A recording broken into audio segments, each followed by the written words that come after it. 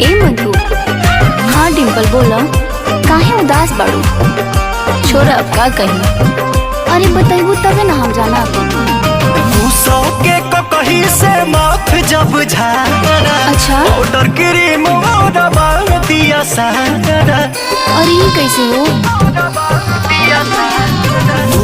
के कहीं से माथ जब झारा, पाउडर क्रीम दिया सारा। तबे नु हम जनानी का हो? तबे नु हम जनानी ससुरा में सैया बारा।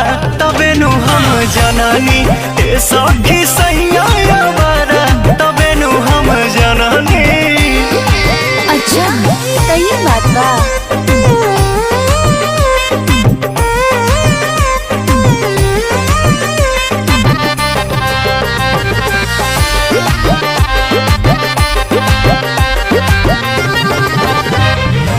नैहर से मिलल सामान सब सिंगार के, इहे सधावे सेंट मार के। फेरा में न रहे रोटी रोजगार के, घर ही घूमे लूंगी झार के।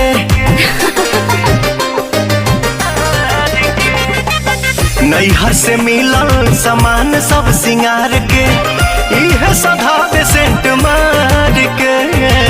फेरा में न रहे रोटी रोजगार के, घर ही घूमे लूंगी जार के।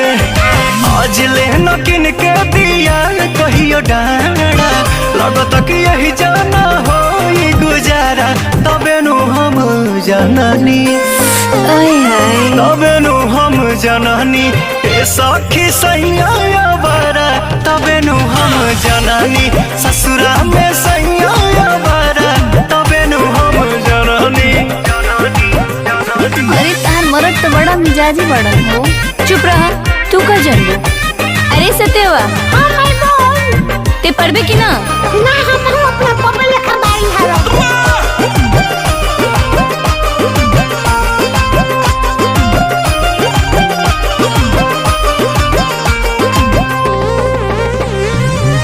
पूछला पकहे कि हाँ बीए पास हो, खेलला बगीचे में तास हो।